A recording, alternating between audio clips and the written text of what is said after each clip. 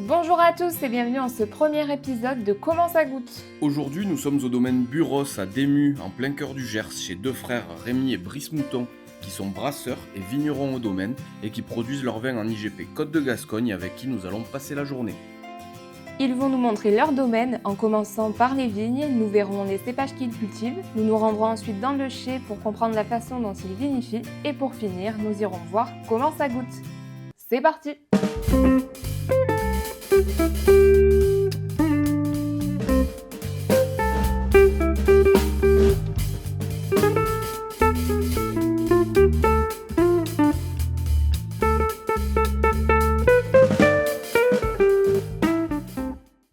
On a fait un petit peu le toit là, mais c'est pas moi qui l'ai fait. Ok, Ouais. et du coup vous avez combien d'hectares de vignes? 30? 35. 35? 35. Ouais. Et en tout, toute la propriété, vous avez combien? On va dire 120 hectares sur la propriété. Par exemple, l'arbre qu'il y a derrière, bon, ça c'est historique. Hein. C'est là qu'on faisait notre cabane quand on était petit. On avait mis une grande planche en travers de 3 branches et on venait jouer là. Ouais, c'était notre arbre de jeu, quoi. Ben, papa, il a toujours gardé cet arbre-là alors qu'il est au milieu de la parcelle. Voilà. Et ça, c'est ce qu'on appelle les arbres peu isolés. Et c'est vachement beau.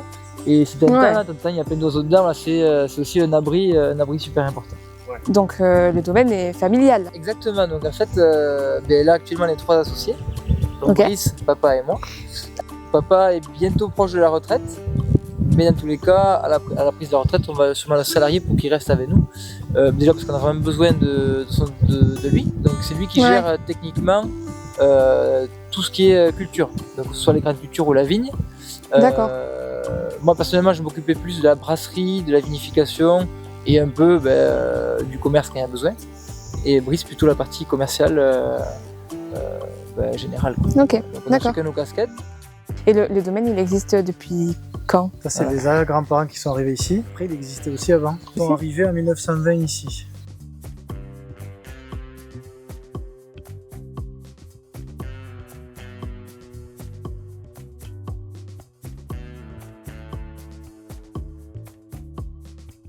Du coup, voilà l'endroit qui est pas mal. Donc à droite, on a des nouveaux cépages résistants aux maladies. Là, c'est du colombard. En dessous, c'est du tanat.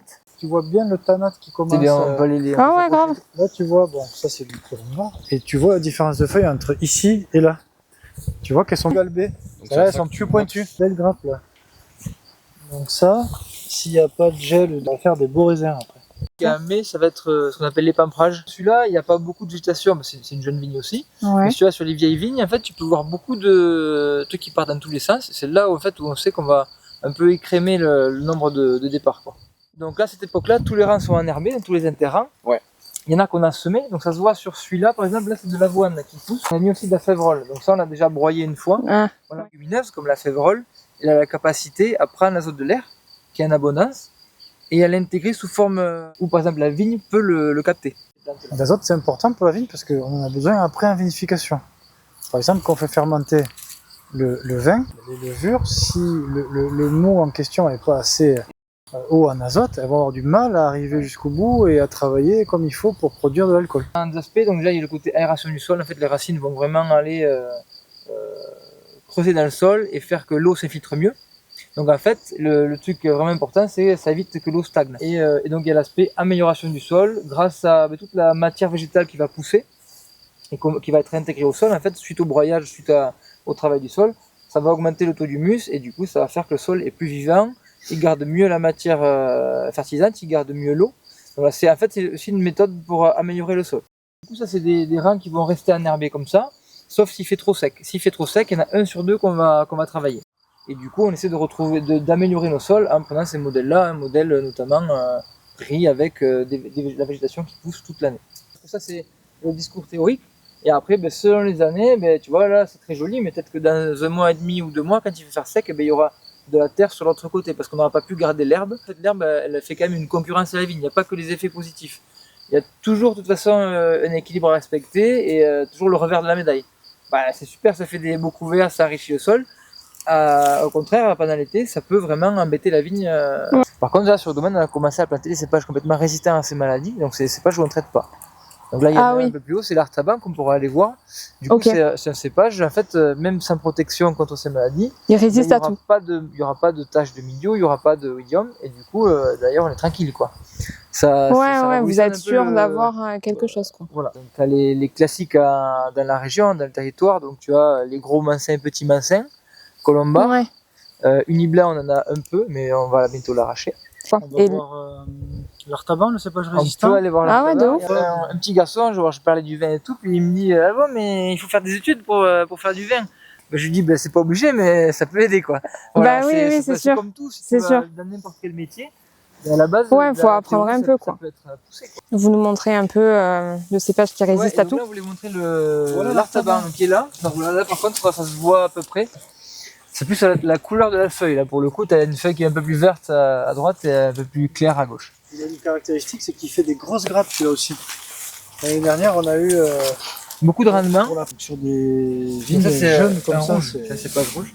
Ça veut dire que ça Ok. va faire des grosses grappes.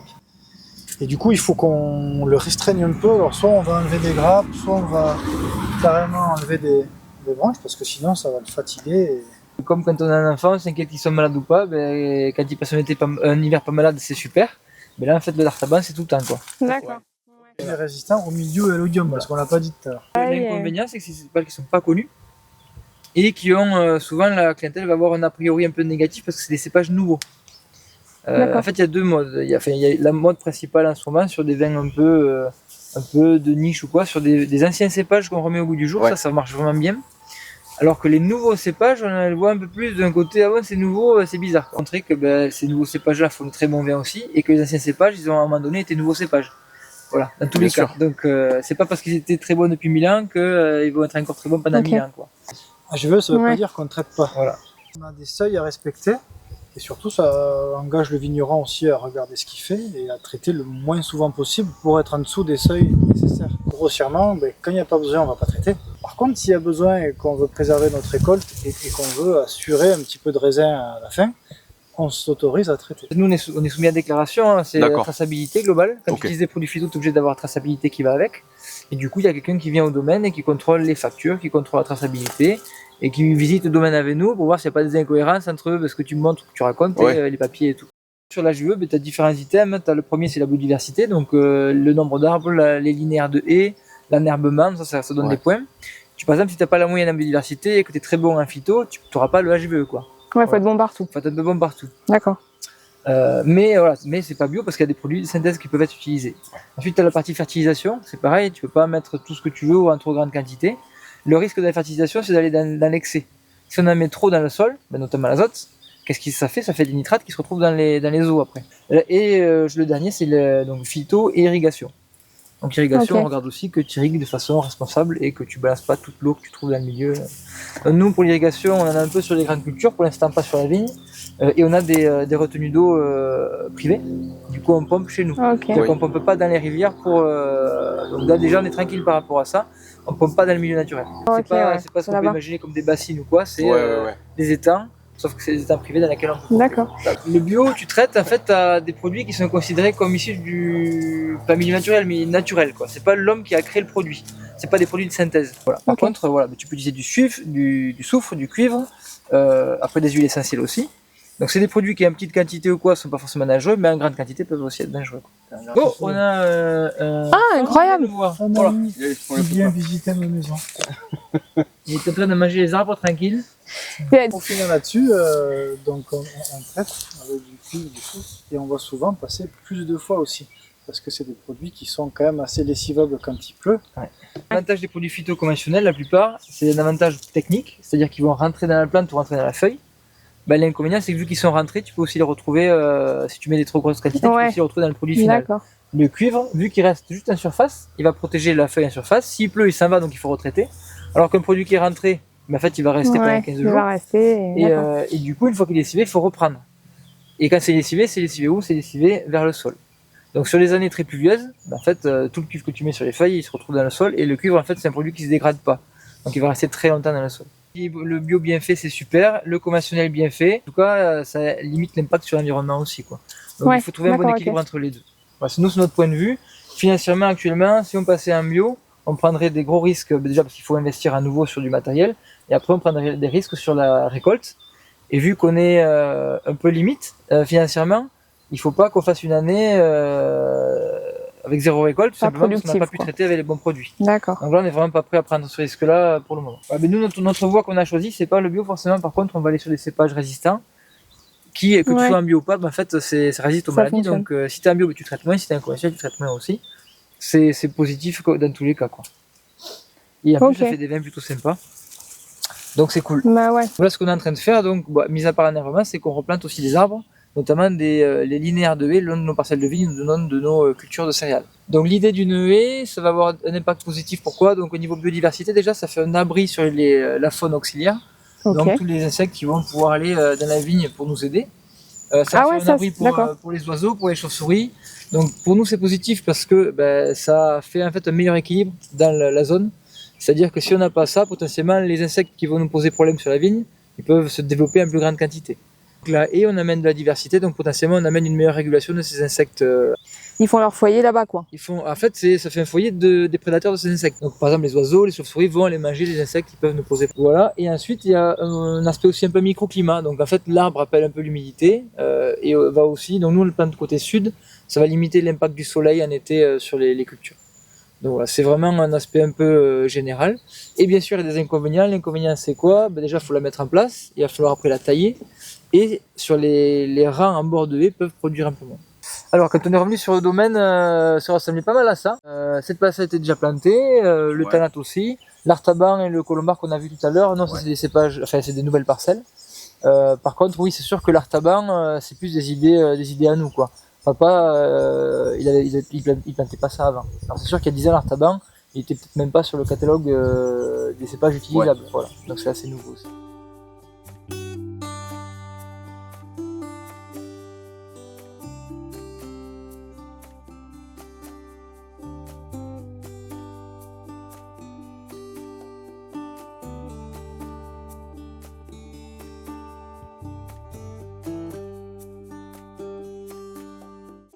Alors tout commence ici avec le pressoir. Ok, donc ça c'est un pressoir? Donc ça c'est un pressoir. C'est un pressoir pneumatique. Ouais. Donc avec la technologie Inertis, ça veut dire que c'est un pressoir qui va presser sous azote. Voilà, donc si tu veux, on a une réserve d'azote ici qui va faire en sorte que il n'y ait pas ou très peu d'oxygène qui soit en contact avec le jus pendant la pressée. Le fonctionnement il est tout simple, on a une membrane qui va venir pousser le raisin, l'écraser contre des drains. D'accord. Et bien cette membrane-là, à chaque fois qu'elle va se dégonfler pour permettre au pressoir et au raisin de tourner, c'est de l'azote qui va rentrer dans la cuve et pas de l'oxygène. Et quand il va se regonfler pour represser, ça va renvoyer l'azote dans cette réserve qui fonctionne comme un poumon et ainsi de suite. Donc la cuve va se remplir, se vider d'azote, toujours. Pour limiter l'oxydation des jus au maximum, pour préserver tout ce qui est couleur et arôme. De la parcelle au pressoir, on inerte un petit peu les bennes avec de la neige carbonique. Et ensuite, on amène la benne le plus vite possible. L'idée étant de remplir le pressoir assez vite pour éviter que, toujours pareil, il y ait de l'oxygène qui rentre en contact avec les jus. Et ensuite, avec une petite pompe, on remplit notre cuve. Donc, pour nos cuvées bouteilles, ça va essentiellement dans les garde-vins inox qu'on a derrière, ici. Là, on a ce qu'on appelle des garde-vins à chapeau flottant. C'est-à-dire que on a un petit chapeau qui peut descendre ou pas en fonction du volume de vin qu'on a dans la cuve. Parce qu'il faut limiter toujours l'oxydation. Voilà. Quand on parle de vin blanc et rosé, il faut limiter l'apport d'oxygène si on veut garder quelque chose de frais et d'aromatique. Surtout, c'est le style de vin qu'on cherche, des vins qui gardent le côté aromatique, le côté fruité. C'est ça. C'est pour ça que tout ce qu'on va mettre en œuvre, donc tout ce qui est inertage et tout, c'est vraiment pour avoir ces vins-là le plus aromatique possible. Normalement, si tout va bien, alors sur des petites cuvées comme le Légende blanc sec, on ramasse pas beaucoup parce qu'on n'a pas besoin de beaucoup de quantité. Donc le pressurage va durer maximum, là, la récolte dure 2 heures, le pressurage va durer 3 heures. Et après, du coup, c'est très rapide. En fait, entre la parcelle et la mise en cuve, ça va assez vite. Sur d'autres cuvées où on a plus de raisins, là, ça peut prendre une demi-journée pour remplir le pressoir. Et le pressurage se démarre en début d'après-midi, quoi. Voilà. Le but, c'est d'aller vite pour garder la fraîcheur et pour avoir le moins d'oxydation possible. Nous, on cherche le fruit et le potentiel aromatique vraiment du vin. Alors ça, c'est une cuve de 150 hectos. Donc Ça fait 15 000 litres. hectos, 15 000 litres. Voilà. Donc ça, c'est des cuves, on voit, il y a les ceintures autour. Donc ça, c'est des ceintures, on appelle ça double pot, et on fait circuler de l'eau froide dedans, ce qui permet de refroidir le jus à l'intérieur. L'inox conduit beaucoup la température. Pour du raisin qui va arriver au chai, on va viser une température de 7-8 degrés. Et c'est la température pour faire le débourbage. Du coup, le débourbage, donc quand on récolte un raisin, il va être très chargé au pressurage, donc très chargé donc il y a des petits bouts de peau, il peut y avoir un peu de poussière. Le but du jeu, ça va être de faire tomber tout ça au fond de la cuve. Et donc, après le débourbage, on retrouve un jus qui est clair comme le vin, quasiment. C'est limpide. Bien sûr, après, selon les profils de vin qu'on veut faire, on essaie de maîtriser cette limpidité, parce que plus il est limpide, moins on a à manger pour les levures, et on veut quand même garder un peu de nourriture pour les levures. Exactement, ça apporte de la nourriture aux levures, ça apporte un peu plus de gras. Voilà, c'est vraiment important de ne pas avoir un jus trop clair à ce moment-là. Donc c'est vraiment un truc sur lequel on fait attention. Et donc après, pour les gens de blanc sec, du coup, on fait pas la fermentation en cuve inox, on fait la fermentation directement dans les fûts de chêne, qui permet d'avoir un meilleur fondu du bois et globalement des vins un peu plus gras aussi, un peu plus ronds. Puis ça va amener une typicité vraiment différente aussi de si on faisait la fermentation en cuve. Plus on les met en fût, et plus on va avoir ce côté un petit peu différent de l'apport du boisé de la barrique. On aime bien pouvoir faire nos vignes cépage par cépage et des fois parcelle par parcelle. On l'a réparti dans 6 barriques. On a essayé de mélanger un petit peu les contenances, du 500 litres pour essayer de réduire le côté un petit peu boisé. Voilà, du 300 litres, du 225, des barriques neuves, des barriques de 2 ans, des barriques de 3 ans. Tout ça pour essayer de trouver de l'équilibre et que le fruit ressorte, le boisé soit fondu, qu'il n'y en ait pas un qui prenne vraiment le dessus sur l'autre. Donc après, en fût, notre principal rôle, c'est de remettre les lits en suspension, parce que là, on fait un élevage sur lit. Donc on va venir bâtonner tous les jours pour essayer vraiment de remettre ces lits qui vont apporter du gras, qui vont apporter un effet antioxydant aussi, pour que le vin se vieillisse un peu mieux. De la matière, un peu de volume, tout ce qu'on aime bien dans ce profil de vin, quoi. À peu près 8-10 mois d'élevage selon les millésimes. On soutire, on va faire une petite filtration légère et après on mettra en bouteille. Mais l'idée c'est de ne pas les garder pendant 5 mois vides, donc on les met en bouteille le plus proche possible des vendanges. Voilà pour les gens de blanc sec. Donc le métis, on ira plutôt là-dessus. C'est une amphore. Donc le vin rouge métis, en fait, c'est une nouvelle cuvée qu'on a imaginée il y a 2-3 ans. La cuvée qu'on va goûter, celle de 2022. L'idée, c'est de faire un vin de Tannat, mais qui soit plus au goût du jour, donc plus facile à boire sur le fruit. Et donc, du coup, pour faire ça, en fait, il y a différentes méthodes. Il y a des méthodes technologiques qu'on n'a pas eu envie d'essayer. Et après, il y a des méthodes un peu plus traditionnelles. Et donc nous, on voulait vraiment faire méthode traditionnelle. Et l'idée qu'on a eue, c'est d'assembler du Tannat avec du petit courbu, mais en fait de le faire dès la vendange. Donc c'est une co-macération de raisin blanc et de raisin rouge. Donc on est sur 2 tiers de Tannat, 1 tiers de petit courbu. Et donc l'idée, ça a été de macérer ensemble, de fermenter ensemble pour que les deux jus se fondent très bien. Et donc pourquoi on a fait ça? Idée numéro 1, c'est de baisser le degré d'alcool du Tannat, de diluer un peu les tanins du Tannat avec le jus de raisin blanc. Et du coup, ça a assez bien marché. Ça fait un vin qui est très frais, vraiment sur le fruit, à boire plutôt rapidement. Et du coup, c'est pour ça qu'on est devant cet amphore, parce que plutôt que de les lever en fût pendant quelques mois, pour vraiment garder le côté très frais, très fruité, et qu'on en a fait peu, donc on avait besoin d'un petit contenant. On aurait pu aussi le garder en cuve inox, mais du coup ça convenait pas avec ce qu'on a. Donc on a mis dans l'amphore pendant quelques mois, juste le temps d'assouplir un peu les tanins, les quelques tanins qu'il y a, et de le garder avant la mise en bouteille. Pas du tout de bois, voilà, le but c'est de faire quand même d'avoir le côté un peu assouplissement, mais sans le boiser. En gardant la fraîcheur. Donc ça, pour ça l'amphore c'est idéal, quoi. Le petit courbu est un cépage qui est beaucoup plus doux, donc moins acide, il fait assez peu d'alcool. C'est aussi peut-être plus discret par rapport à un gros massin, mais du coup ça a vraiment marché par rapport à notre objectif qui était de faire un Tannat frais, fruité, plutôt plus facile, quoi. D'accord. Le but c'est vraiment de faire un vin sur le peps et plus on macère, plus on perd de peps, on va gagner un peu en lourdeur. Pour métis, on a fait une macération de 10 jours. Vraiment, il faut qu'on aille très vite. Là, c'est bon, on a la couleur, le fruit qu'il faut. Donc c'est et peut-être même qu'on ira jusqu'à 50% de raisin blanc pour vraiment aller tirer le trait, pousser le curseur encore plus haut sur le côté métis, quoi. Donc ça, c'est une cuvée. Nous, ça nous plaît beaucoup parce que c'est un vin passion, hein, c'est pas un vin qu'on vendra en très grande quantité, mais voilà, ça peut donner une nouvelle approche du rouge, notamment sur une clientèle d'amateurs, mais aussi de jeunes qui veulent un peu sortir des standards, des trucs qu'ils connaissent, et découvrir de nouvelles choses. Donc ils rentrent dans la gamme plaisir. Voilà, c'est pas des vins qui vont correspondre à l'attente des consommateurs du Gascogne, mais ça, c'est des vins qui nous font plaisir. Mais voilà, c'est hyper fun à faire quand on est vigneron, quoi.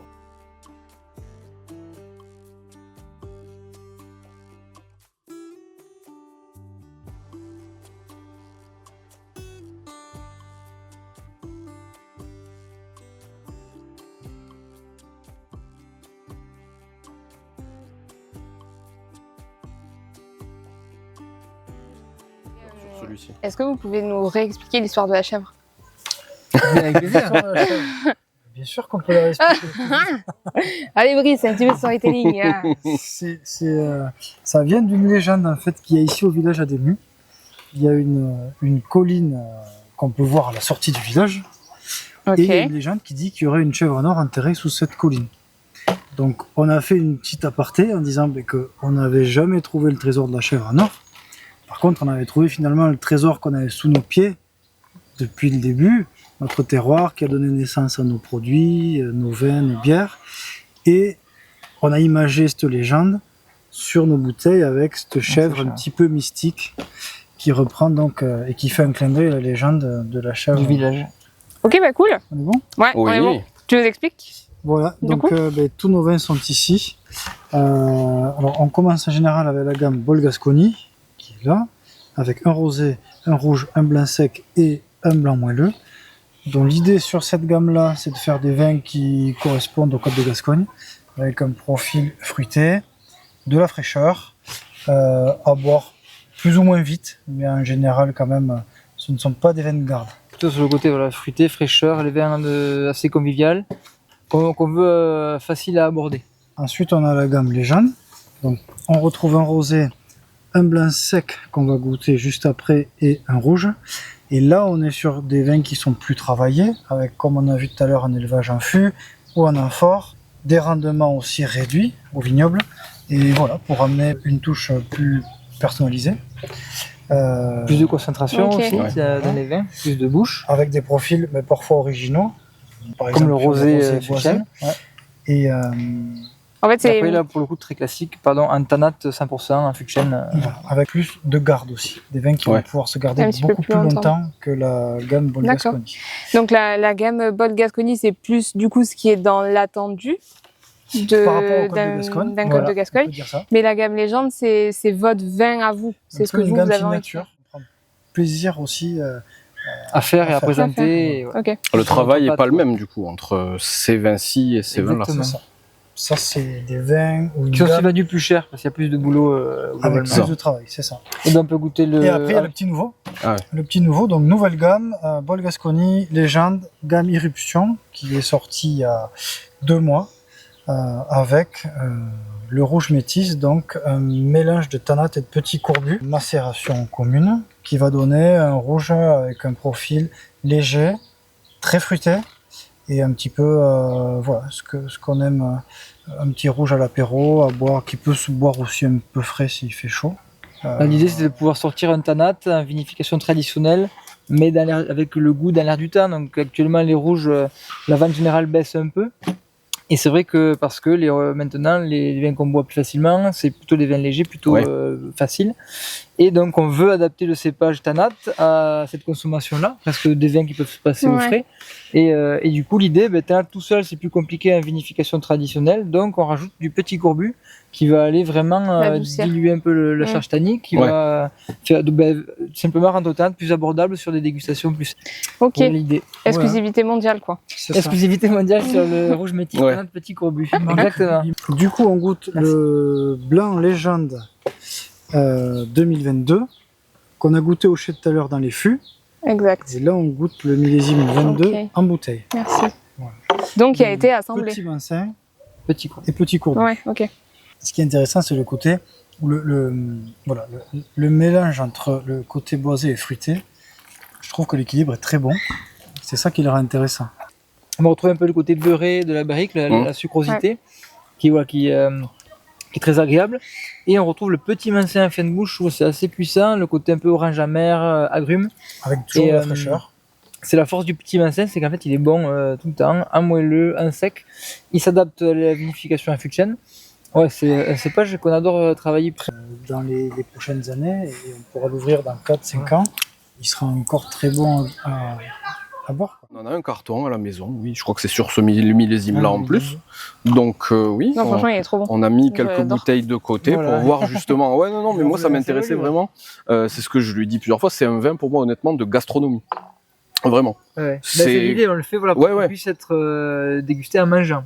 Mm. C'est vrai que sur d'autres vins, notamment la gamme Bold Gascogne, on est plus sur des vins qui vont être un peu moins puissants aussi. Donc, plutôt apéro ou des plats plus simples. Ouais. C'est vrai qu'on va aller sur des plats qui ont beaucoup de goût. La gamme Légende, elle entre en jeu parce qu'elle a aussi de la puissance, quoi. On peut goûter le rouge métis. Le métis. Ah ouais, de ouf. Parce qu'on a un Allez. tire-bouchon. Moi, je suis d'accord. Je l'ai pas dans mes poches. Tu l'as pas dans Je vais ta chercher. poche. Allez. Et bien du coup, on va continuer avec le rouge métis de la gamme Irruption. Donc, co-macération de tanat et de petits courbus. Ensemble du coup. Ensemble, ouais. Merci. Alors, ça a macéré 10 jours. C'est un peu plus que ce qu'il aurait fallu peut-être, puisque du coup, les tanins du tanat sont perceptibles. Donc à l'avenir, peut-être que ce sera des macérations plus courtes. Mais même plus court du coup, tu aurais quand même cette intensité Je pense de qu'on aurait une couleur. intensité plus faible. Un peu plus faible. Après, ça marque assez vite en Ça couleur. marque- Le tanat, en fait, bon, après, du coup, on le ramasse mûr, parce qu'un tanat mûr, c'est des tanins plus souples et c'est beaucoup plus de fruits. Ouais. Donc, forcément, un tanat mûr, il va libérer beaucoup de couleurs. Donc là, c'est vinification en cuve. Et après, la garde, vu qu'on a fait des petites quantités, on ne pouvait pas le garder dans nos grandes cuves inox, donc on a gardé dans l'amphore. L'idée, c'était de faire une garde D'accord. sans, pour préserver le fruit, et l'amphore pour préserver le fruit est vraiment bien. Ouais. Voilà. Et ça, Là, ça peut un peu aussi poudrer un petit peu les tanins. Et voilà, le but Normalement, aussi, c'est que ouais. ça assouplisse un petit peu les tanins. Bon, les tanins, il n'y en avait pas beaucoup de base, donc ça, il n'y avait pas un gros travail à faire dessus, mais quand même, ça joue. Ouais. Je trouve surtout, c'est qu'il y a vraiment le côté un peu framboise, tu vois, un Ouais. peu fruité, mais fruité frais, quoi. Mais au nez, c'est quand même très gourmand. Ah Super ouais, ouais. gourmand, moi, Je j'aime suis beaucoup. d'accord. J'aime Et beaucoup. après, les tanins, ils sont assez souples quand même. Après, effectivement, on sent, Ils se- sent Après, tu les le sens, caractère fond bien, du tanat. je trouve. c'est des tanins Ouais, qui sont pas agressifs, sont Ouais. plutôt une texture, en fait, que de l'astringence. Oui. Et c'est cette texture qui vient du tanat qui est intéressante. Je vois. Et moi, je trouve ça vachement agréable. Mais c'est vrai que par rapport à un profil de vin glouglou, on est un peu au-dessus. Voilà, on aurait vraiment aimé faire un vin encore plus facile à boire. Mais par contre, au niveau aromatique, on est vraiment sur la cible, donc vraiment sur le fruit, quoi. Après là, finalement, c'est assez polyvalent peut-être comme vin. Autant tu peux le boire un petit peu frais Ouais. à l'apéritif entre guillemets avec un petit peu de charcuterie ou quoi, mais même à table sur Exactement, une sur petite une viande rouge viande. grillée, Ouais, quelque chose comme bien. ça. Grillade, ça marche Ça très bien peut aussi. être assez polyvalent, ouais. C'est simplement contrairement à celui-là, celui-là il va aller sur des viandes grasses, en sauce et tout, du gibier. Celui-là, c'est un peu plus léger, quoi. Donc c'est plutôt sur des viandes un peu plus simples. Mais ouais, même dans le fond de verre, le nez il reste très puissant. Ah oui, c'est vrai, le fond de verre. Ça, je me rappellerai. Bah oui. Moi, ça me fait penser le tanat, des fois, un côté un peu crayeux au nez, enfin, Ouais. et je le sens vraiment, quoi. Pour le coup, là, ça ressort très bien. Je trouve que le blanc permet de faire ressortir le côté aromatique assez net qu'on peut avoir sur du tanat. Alors, je sais pas de quelle manière, mais en tout cas, voilà, ça fait ressortir le tanat à son meilleur. Groseille, là. Souvent, en fait, je sens groseille quand je sens ce vin-là. Et... Pas faux. Bon. Du coup, c'est très complexe Ok. aussi. Voilà, voilà, et je trouve que l'aromatique est assez net et du coup, c'est vraiment bien. J'avoue, pour le tanat, il est quand même assez. Généralement. Assez puissant. Voilà. Là, ça va. Honnêtement, C'était c'est le- quand même sur un l'idée, ouais, truc. C'était l'idée de ce vin. C'est. De faire un tanat bien mûr, Ça, mais c'est- pas à 15 degrés. Parce que le problème du tanat, c'est que pour qu'il soit bien mûr et les tanins soyeux, malheureusement, ça arrive assez tard dans la maturité. Du coup, le tanat est déjà très chargé en sucre, que les tanins ne sont pas encore prêts pour faire des bouches Ouais, rondes. d'accord. Donc il faut encore attendre, et du coup, il faut dépasser les 14,5, souvent 15 degrés. Et Et souvent, ça tombe autour de 15-14,5 que les tanins ont réussi à acquérir la souplesse nécessaire. C'était une longue journée. Hein. C'était une longue journée. Non, c'était cool. Merci beaucoup hein, pour Eh bien, avec grand cette plaisir. petite déguste, grand pour plaisir. la journée. C'était cool. Bon. C'est une très bonne journée de notre côté, J'espère donc, que- très agréable. Nous aussi, Bien on a aimé. vu plein de choses, on a appris plein de choses. Nous aussi. Les gens qui vont nous regarder, j'espère aussi. Oui. Et qui vont passer vous voir aussi. Eh bien, ils sont Voilà. les bienvenus. Bah ouais, ça, grave. ça vaut le coup. Du coup, le domaine ici, il est à Dému dans le Gers. On a passé la journée avec Brice et Rémi, qui sont les vignerons du domaine. On se dit à très vite du coup pour un nouvel épisode. Donc le deuxième épisode dans pas très longtemps, on sait pas encore trop quand. On verra, ça va arriver à un moment donné en tout cas. On va voir. Merci beaucoup et à très vite. Ciao. Salut.